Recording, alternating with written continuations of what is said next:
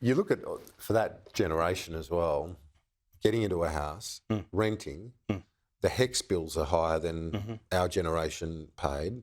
They're also got to chip in more for the ageing demographic. Things are not easy for the younger generation, let alone that dream of one day getting a house for themselves. Oh, absolutely, absolutely. This is one of the main political equations right now. Who can sway? And I guess Max Chandler-Mather of the Greens is quite potent when it comes to that demographic.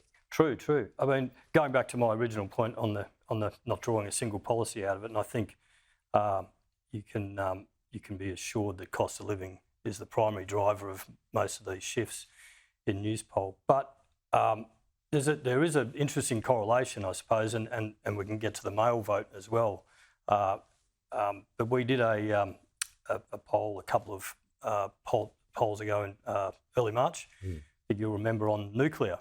And there was very significant support for nuclear in that 18 to 34-year-old group and amongst men. And coincidentally, they're the two groups that have shifted in this cycle. I'm not saying that would be the driver of it, but you couldn't discount that possibility that the coalition have finally found a policy that resonates in an age group that certainly hasn't favoured them. And the male voters, you've got that number there, up 3. Female voters down. Again, you don't want to go to one particular policy, but it's just an interesting look at where the trends are at right now. Yeah, the male voters is curious. I mean, I'm assuming that's probably a general disillusionment. Female voters, I think, in the last quarterly analysis showed that it turned against Labor, and there's a general feeling amongst pollsters that female voters are far more sensitive to cost of living issues. So that wasn't a surprise then. Perhaps just takes men a while to catch up on it. Yeah. But again, I think that probably just points to a general disillusionment. The caveat on all this, of course, is that it didn't cover the last week of Parliament. No. And so I'm